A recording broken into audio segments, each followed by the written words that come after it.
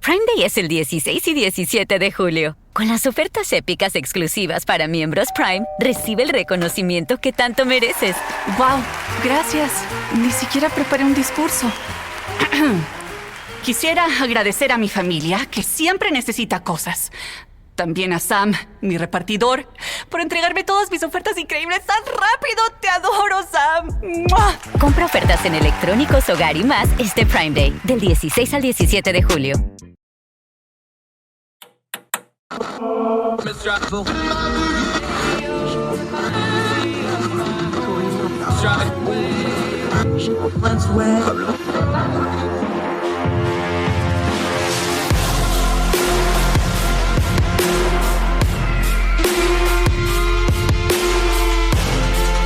your host, Andrew Donaldson. This is Heard Tell. Welcome back to Heard Tell. I'm excited to talk about this topic because this is one of those topics I hear people talk about it all the time, and I don't think we talk about it correctly. So let's go to Jeff Broaddus, new face to the program, but going to very much talk to him. Broaddus defense, a lot of other stuff, deep background on this stuff. Sir, how are you today? Really appreciate your time. I'm doing great. Thank you for having me. Let's start right there because I want you to give folks a little bit of background on what you do with Broaddus defense. But this is one of those things where, yeah, the military and law enforcement, they have the expertise on this thing, but more and more, there's a knowledge gap to the average American where they need to have some of this knowledge, even if they don't have that background. Give us your background and then how that inspires you to talk to the average American person about these kind of issues. Right. Okay. Well, I'll say this, just as a matter of context to let you know where I'm coming from, I started my career in the U.S. Marine Corps in the late 90s, a pre-9/11 guy, and spent 7.5 years in the infantry with 1st Battalion, 5th Marines. I deployed to the Western Pacific, Okinawa, Australia, the regular peacetime type readiness deployment, but then ended up going to Operation Iraqi Freedom when it first kicked off in 2003 with them, and then spent some more time in the training realm. When I left active duty in 2006, I became a U.S. Secret Service agent. I was a special agent and a firearms instructor with Secret Service, and that's where I kind of caught the training bug, figuring out how people think and applying the hard skills that I learned on the battlefield with the protective methodologies of the Secret Service. And I was traveling, I remained in the reserves, I'm a Marine reservist, and I was traveling to the Colorado State Rifle Championships to shoot competitively for the Marines a few years later. And I decided to visit the Columbine Memorial. And I was walking the grounds over there. It's a tragic place. And I saw a flagstone, like an inscription on the memorial that said, "We were never teachers, or we were never trained for this. We were just teachers doing what we do every day." And it hit me like a ton of bricks. That was a real watershed moment for my career because I realized that, as I mentioned, I knew what to do. I knew crisis management. I knew how to think under stress. I'd been in life and death situations that I knew that I could navigate that and help people that do not respond to problems for a living to think better, to pre-deliberate, to eliminate denial, to act when it's time to act, to protect themselves and enhance their survival. And that's how this started. I had a special relationship with the Advanced Law Enforcement Rapid Response Training Center, or the Alert Center, out of San Marcos, Texas. It's an institute that is part of the Texas State University system. We were already training cops and firemen and EMTs how to respond to stuff like an active shooter event. But I realized that there was a gap for regular folks. And that's where we figured out that we could really enhance the survival and positively affect the outcome of a critical incident like an active shooter. Yeah, the thing with the schools is that's the one I think everybody universally relates to because they've all gone through school. A lot of folks have kids. That's the one where it really hits home for everybody all at once. Look, I remember taking my kids to school the morning after Parkland, and we had, we had really great SROs. That's the sheriff's department where I live. Heavy presence that morning. I mean, they were all over the place, very visible for good reason. That sort of stuff. That's the one that I think hits people at home. You just mentioned it inspired you as well. What do you do when you have a moment like a Parkland, like a Uvalde, something like that? But we know how the news cycle works, right? Right. Even as bad as it is, it has a shelf life. It revolves back down. How do you take that moment and take it into concrete action, because that seems to be where the fallout is. Like, yeah, we can do things like single points of entry and electronic locked doors and things like that. But when you start talking about vigilance, awareness, preparedness, how do you gap that from the urgency of the moment of let's all do something to, oh, let's go back to business as usual? Because schools are a bureaucracy. Let's be honest about it. How do we gap that? Right. That's a good question. Well, the short answer is post-incident, I don't do anything differently. In fact, my network of professionals that are involved in response training and things like that, we debrief this stuff in person at our annual conference every year. And I hear firsthand from the people that were actually first through the door how things actually went down. So I don't watch too much news. Every now and again, media will reach out to me for some commentary. I try to lend some sanity to it. But unlike your program that I'm a little familiar with, the noise, as you mentioned, the noise, the 24-hour news cycle, let's immediately start talking about gun control. We'll have two halves of the screen yelling at each other, and then 24 to 48 hours later, it's business as usual. We're not training people to do anything different post-incident. We're just doing a lot more of it because people are interested. Your point about schools, we care about the educational environment because everybody in the workforce has either kids, grandkids, nieces, nephews in school. And I'm no exception. I have 3 little ones that are school age. And this stuff terrifies me too. The difference is that I've got the tools to give them and to give, teachers and faculty and other students that they can make a difference. I've seen some very fancy, important politicians get on TV and say, tragically, there's just nothing we can do about this. And that could not be further from the truth. I think that's irresponsible to say that. The schools, statistically speaking, in the last 22 years of data that we've collected on the active shooter problem, schools statistically, these events only happen in schools about a quarter of the time that they happen. Most people are surprised to hear that, about 25% of the time.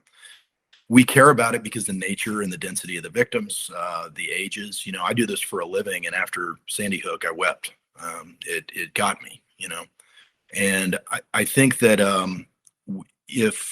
what I would tell people is the buzzers, the cameras, the single points of entry, all of those things are effective in their own right. We do security consulting for brick and mortar schools and facilities, and we advocate for all those things. But they're all concentric layers of security that work together to solve a problem. No one thing by itself, and certainly no inanimate object, is going to stop this. Vigilance, human software, what's between the ears as far as your situational awareness, all of those things are the most important component to being ready and reacting to something like this. Our training focuses heavily on human factors of violence, what being scared does to your decision-making ability, and how we can head that off and understand how our brains are wired so that we can perform better. The other thing I'll say is that it is usually not the new wall, the bulletproof backpack, the camera, the lock. All of those things, like I said, work together, but they're not the solution. I heard a very smart person at a school safety conference recently, and I forgot who it was, but this was a really great observation, that in all of the incidents that happened at their school, and they ended up having a school shooting, what got left out was the child. They had the safest building in the world. Everything was right. But the middle schooler that perpetrated that particular shooting, you went back in their history of mental health care, of counseling, of people noticing aberrant behavior and talking to each other on their crisis management team. They got everything right, except they left out the child. And that is a critical point as well.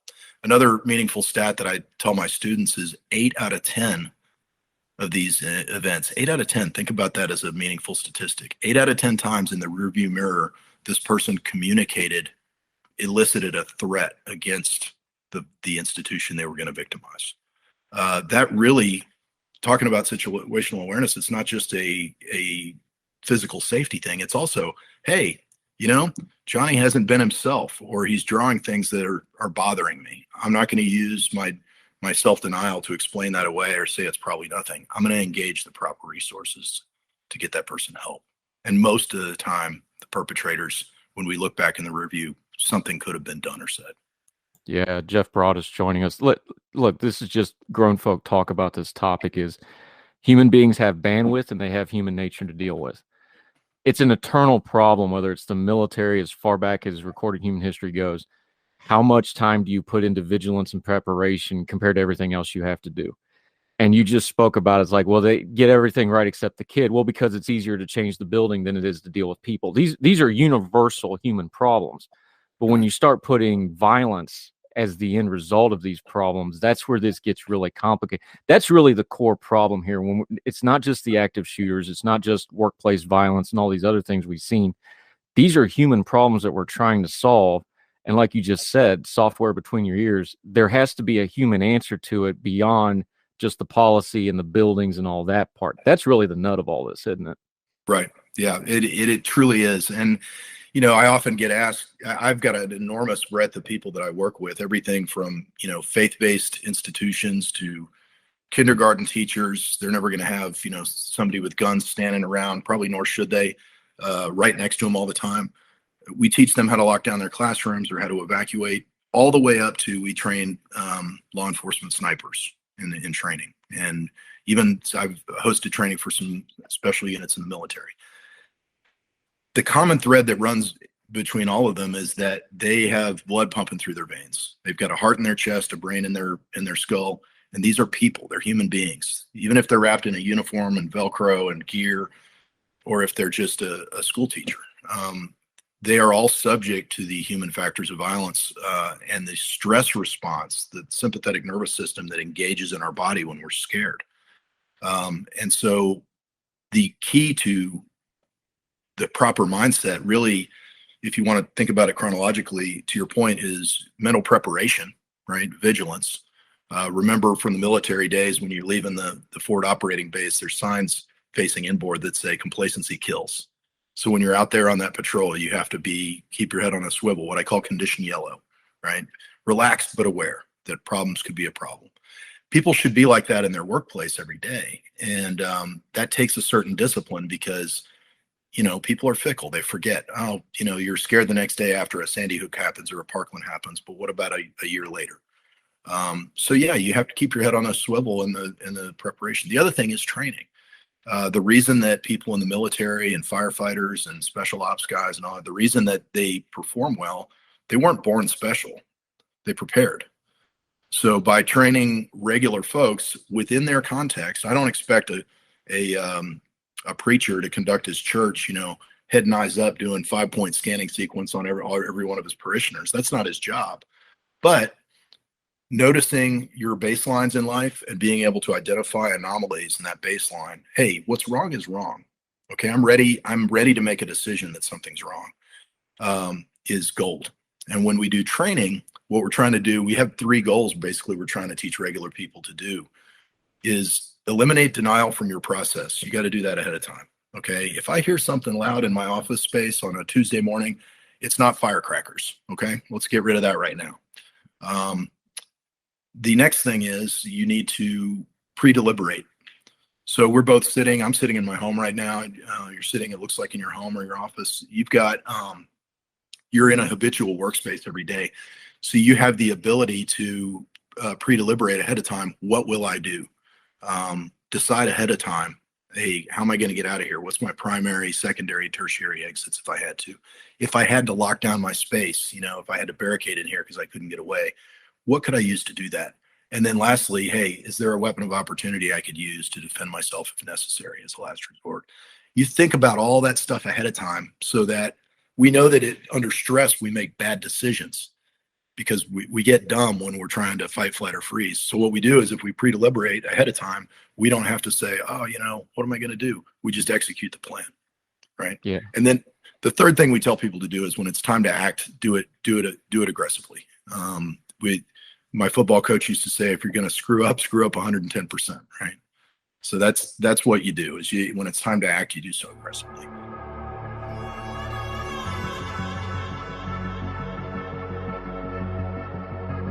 Prime Day es el 16 y 17 de julio. Con las ofertas épicas exclusivas para miembros Prime, recibe el reconocimiento que tanto mereces. Wow, gracias. Ni siquiera preparé un discurso. Quisiera agradecer a mi familia, que siempre necesita cosas. También a Sam, mi repartidor, por entregarme todas mis ofertas increíbles tan rápido. Te adoro, Sam. ¡Mua! Compra ofertas en electrónicos, hogar y más este Prime Day, del 16 al 17 de julio.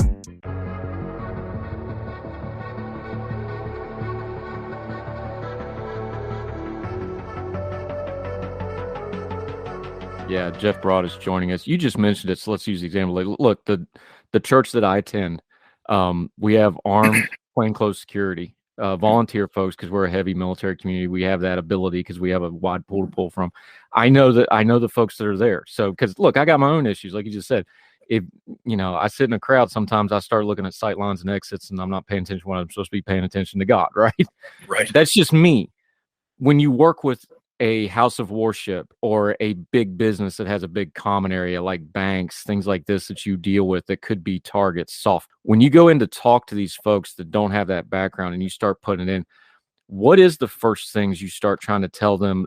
Because you want them to have kind of a sense of urgency, but you don't want to have perpetual panic either. Maybe ratio ain't the right word, but there's some kind of a balance when you start introducing this kind of stuff to the general population. How do you go about it, and what do your clients, and when you're talking to them, what's that look like? Yeah, well, it's important when you're dealing with different kinds of people. You've got to build a rapport with folks first. You got to let them know that, hey, yeah, I was a scary infantry Marine. I was a secret agent, whatever, all these fancy things. When they hear your resume, they walk in and they're some of them are very visibly tense because they don't know if I'm going to go drill instructor on them or if I'm going to, talk about, killing and violence. It's intimidating and nobody likes to talk about this stuff. So usually we break the ice a little bit and I say, look, I'm a father, I'm a husband, I'm a believer. These are the things that I do and why I do them. I tell them the story about Columbine Memorial and say, look, this hit me in the gut and I'm here to make you safer. I'm here to help you, to arm you, practically speaking, with some tools that you can use mentally to get ready for something that, by the way, is a very low probability, high severity incident. It's probably never going to happen to you. But if it does, you can relax, right? From this day forward, you can relax because you know what to do. And there's no sense, I don't want people walking around worrying about this stuff all the time. The whole point is to give people some options-based program to allow them to have, to know what to do so that they won't fret about it on the front side. Everybody subconsciously, even if they're not a person who is a good situational awareness, will worry about this. And the universal feedback I get when we're done training with regular folks is, wow, I used to worry about this a lot. I feel a lot better. They don't walk out feeling scared. They walk out feeling a little more prepared. Jeff Broaddus joining us. You're talking about that mental aspect of it. And of course, when you're in the military, everything's mental. It's mental first because, fast isn't fast, smooth is fast, calm is fast, that sort of stuff. I got to ask you though, because, kind of on a little bit of a lighter note, but it goes to that point. Do you really have a correlation between a kindergarten teacher and a sniper? Because that sounds so counterintuitive and backwards. I guess we probably do have some kindergarten teachers that's got some skill sets from the military somewhere out there, but mentally though, there's a connection there, really? Absolutely. Yeah, absolutely. As I mentioned before, the largest connection is that they're both human beings. They're subject to the same sympathetic nervous system that engages during fear. Obviously, the job descriptions are different, and that sniper trains for different scenarios to make a high-value shot in a compressed amount of time with maybe a non-standard shooting position, and his skill sets are very different. My wife's an educator. She teaches second grade, has since I've known her, and I would challenge you with the notion that if I were to put that sniper in a room full of 25 second graders or kindergartners, they wouldn't be able to handle it the first day. Okay. So it's a different kind of stress. And so, yeah, so I would say the connection between them is that they're both humans. The other connection between them is those people, neither one of those people do that job for the money. These are purpose-driven people that do it because of their faith or their desire to develop little minds or their desire to protect the innocent on the law enforcement side. These are people that are purpose-driven and they care about their jobs, and calmness of mind and preparation makes them better at their jobs. And so you joke about the kindergarten teacher. I got to tell you, I have some clients here in Texas. We do have armed school guardian program, and we engage in that training if that is the correct option for the client. And one of the things I've noticed is these are self-selectors. These are people that stuck their hand up and say, hey, I want to learn a skill set to make myself a better protector. They're already coming to me. We're talking primary school teachers, young, usually women under the age of 40, that are saying, hey, teach me so I can protect these kids better. And when we challenge them with stressful scenarios, with or without a gun in their hand, we see the claws come out. We challenge them and say, think about why you are here. And the mama bear instinct in a classroom teacher who doesn't have maybe the hard skills yet before they come to us, that instinct in them, that drive to be a protector, to protect the innocent, is much, much stronger than most people know. And rolling around with a weapon's not for everyone, and we don't advocate for that. But if you make the choice to do that, you're either an asset or you're a liability. So what we do is we find the why in that person, and we engage it, because it's going to be a superpower for them to succeed. Yeah, Jeff Broaddus joining us. Look, we've all seen it now. We saw workplace violence recently with the Walmart shooting. We've had, more mass shootings. If somebody finds themselves in this situation, I find the news media narratives on this, and frankly, some of the training that people talk about. Look, run, hide, fight. I know it's a nice little slogan, but it seems insufficient to me. And of course, I've had other training, so it kind of butts up against some of that. Give folks something a little better than that. And I know you can't, combat train every single person in America, nor should we, frankly, because that could be detrimental. Give some folks some practical stuff, because everybody has fight or flight in them. What's just one or two things when that fight or flight hits them that makes them make the good decision between those two things? Because your body's going to do one or the other, whether you want it to or not. It's just, how do you steer it that 2, 3, 4 degrees to make a good decision? Give folks something to do with that. Well, the staff response model, we call it, that we advocate for, is similar to run, hide, fight, but it's a different directives. We use the terms avoid, deny, defend. A couple reasons for that. I can't tell a person who is confined to a wheelchair to run.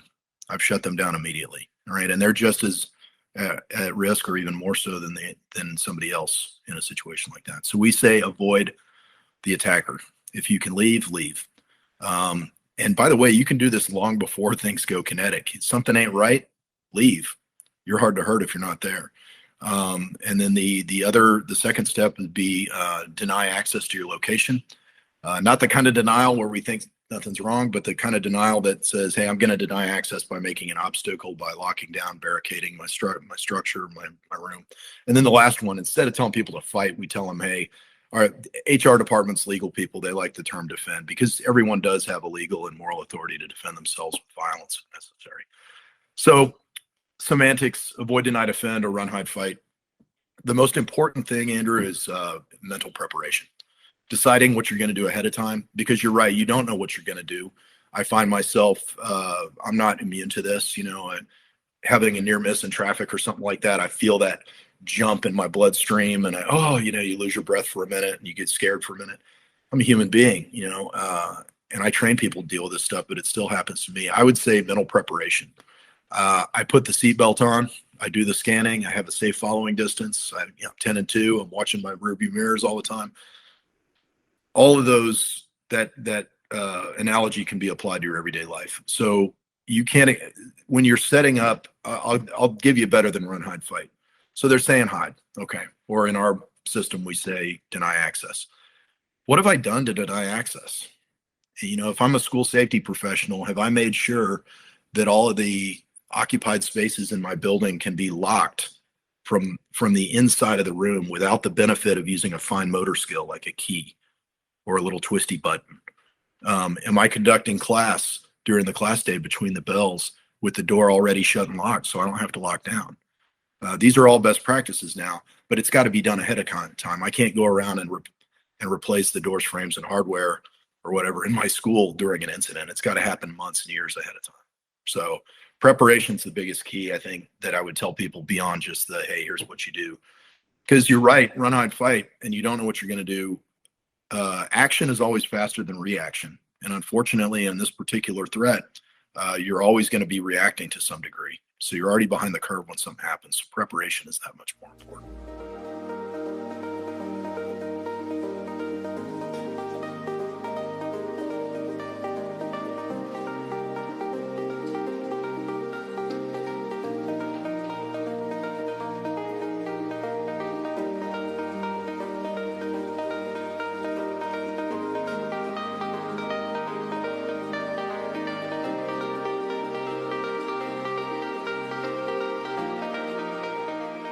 Yeah, Jeff Broaddus joining us. You talked about one of the turning points for you was thinking about Columbine and what happened there.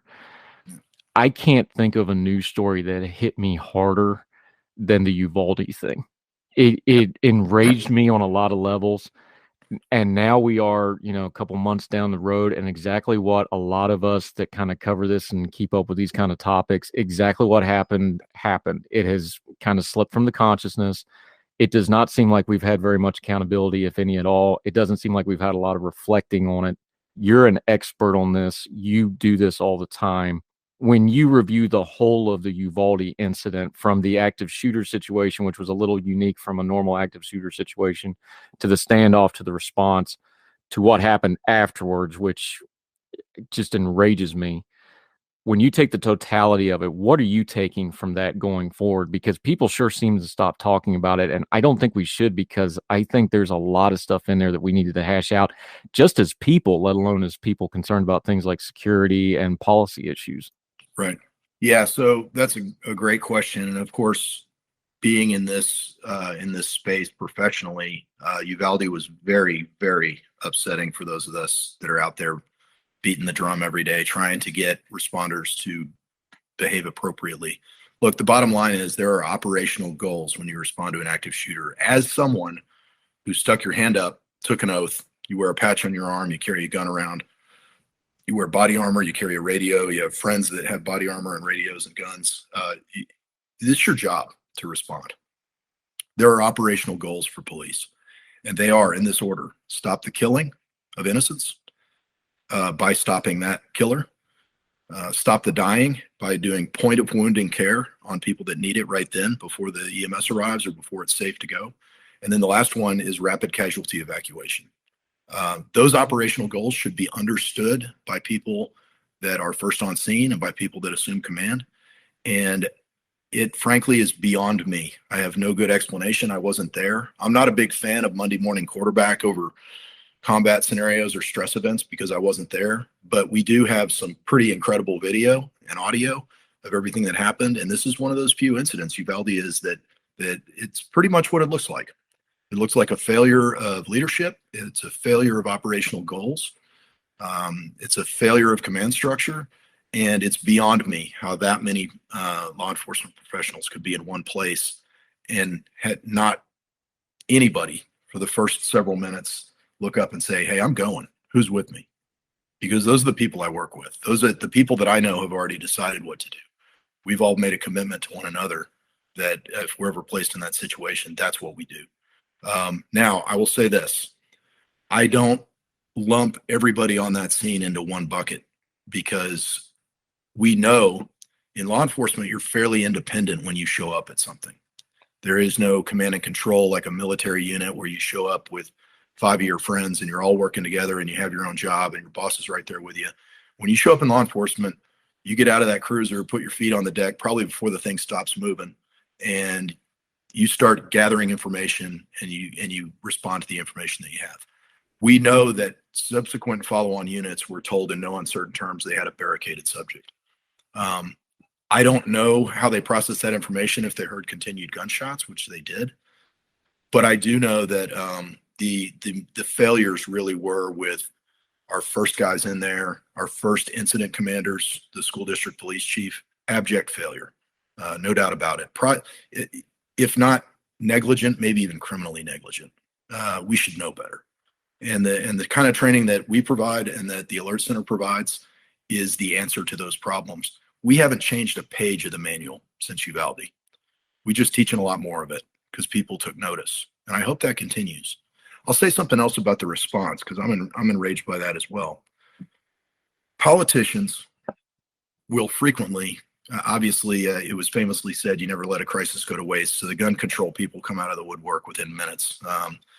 And then the other thing that you get is politicians will respond to something in the way that they know how. They want to tell people they care about something.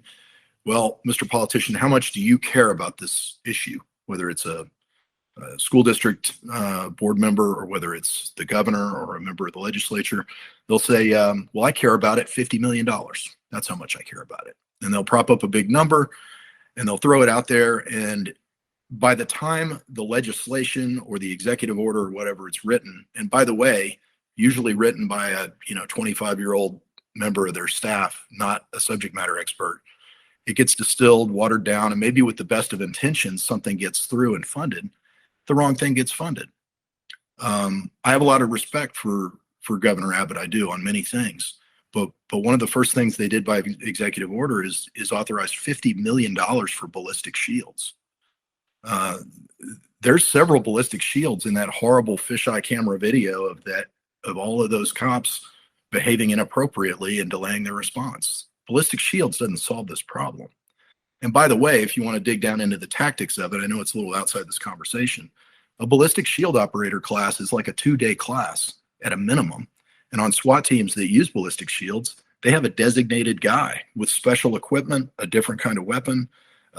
And that shield is not for every scenario, certainly not for every active shooter scenario. They're highly used on fugitive warrant squads, during barricaded persons or downed officer rescue. But moving at a high rate of speed, direct to threat an active shooter, that ballistic shield is not the appropriate tool most of the time. And so I would say that while the governor and his staff and probably several people that wanted to do the right thing authorized a bunch of equipment wasn't the problem in Uvalde. They had all kinds of cool equipment there. It was operational command and decision making. And if they would have applied $50 million to training every peace officer in this state in the concepts and principles of incident command and operational goals responding to an active shooter, that would have been a better application of those funds. Yeah, I had an old chief told me way back when I was a young and very, very not very good enlisted person, was like, the bigger the mess, the bigger the leadership failure, without exception. He's like, that's always the ratio.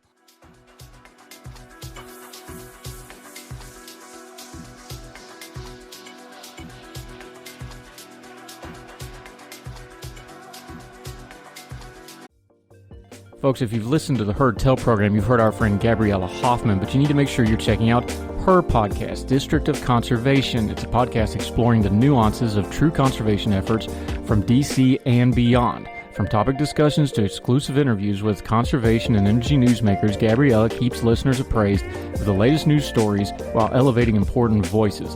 Listen to the District of Conservation on Apple Podcasts or wherever podcasts are played.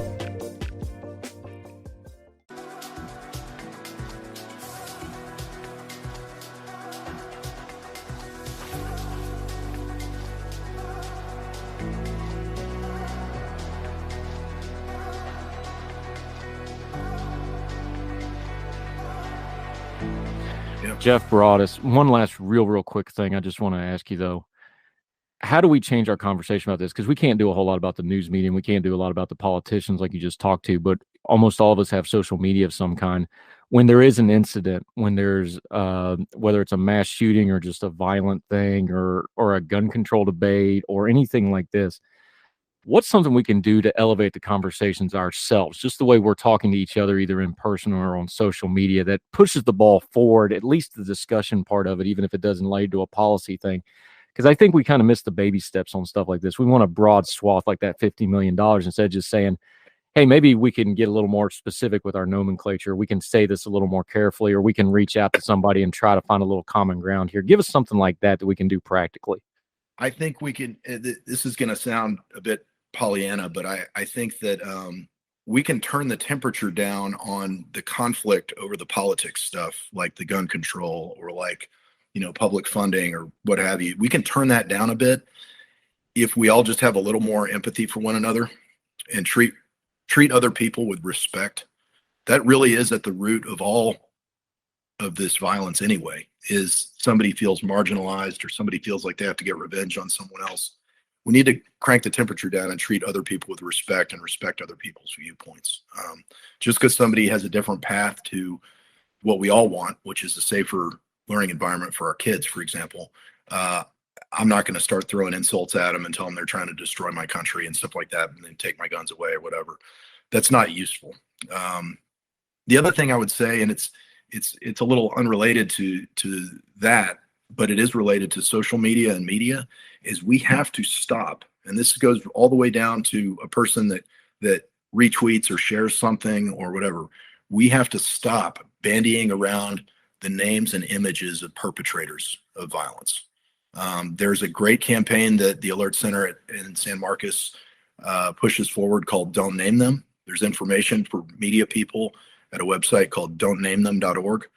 And it basically advocates for, hey, if you're a media outlet or a police chief or a politician, and allow the PIO of the police department to put out the name of that suspect and any information they have about them a single time, or provide it to media in writing if they want, but don't stand at the dais and say their name over and over again and give them the notoriety that they sought by hurting people.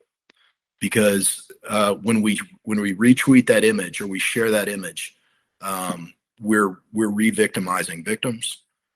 We're giving that person the notoriety that they sought in the first place, and we're creating copycats. Contagion effect is a real thing. Long ago, media outlets stopped reporting and over-reporting suicides because psychologists told them, "Hey, this has a contagion effect." We know through data patterns that we believe that is also true with active shooter. If I know, because of the 24-hour news cycle now and because of social media, if I'm an 8th grader that's having a terrible year, and who didn't have a terrible 8th grade year, right? But this kid lacks the foundation to sustain triggers in their life, stressors in their life. And I know that I can get Shepard Smith to come to my town tomorrow and say my name over and over and over again if I do something horrible. It's a pretty short decision for me. I want to die anyway. I'm going to do that thing. But if we don't engage in putting their images up and saying their names, I think it removes some of the incentive. One of the things I do in my training class is I actually say, I engage in this too. I know everything there is to know about these active shooters. I've read all their BS manifestos and because I have to. It's part of my job to understand these motivations.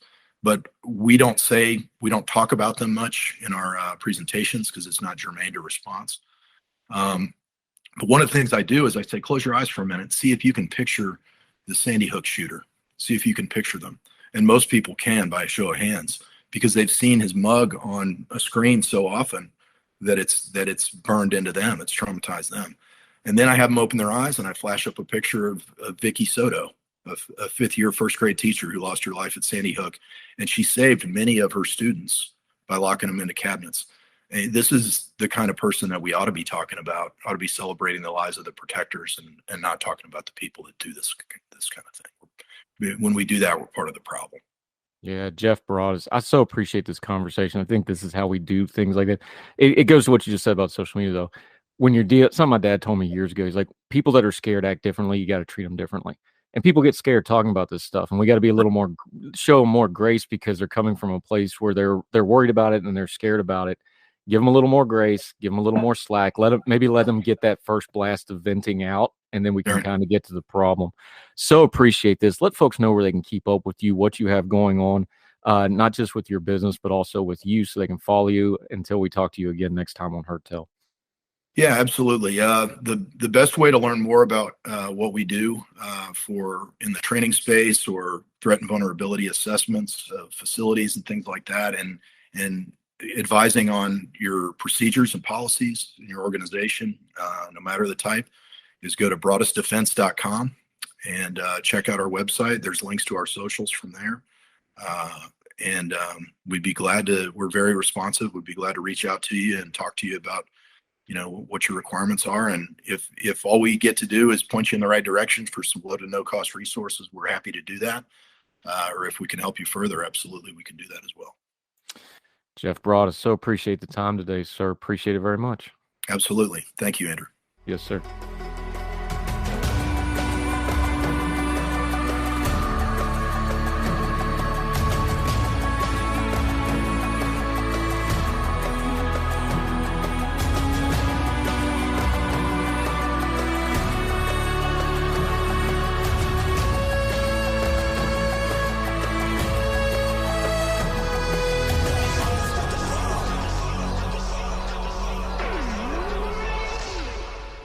Prime Day es el 16 y 17 de julio. Con las ofertas épicas exclusivas para miembros Prime, recibe el reconocimiento que tanto mereces. ¡Wow! Gracias. Ni siquiera preparé un discurso. Quisiera agradecer a mi familia, que siempre necesita cosas. También a Sam, mi repartidor, por entregarme todas mis ofertas increíbles tan rápido. ¡Te adoro, Sam! ¡Mua! Compra ofertas en electrónicos, hogar y más este Prime Day, del 16 al 17 de julio.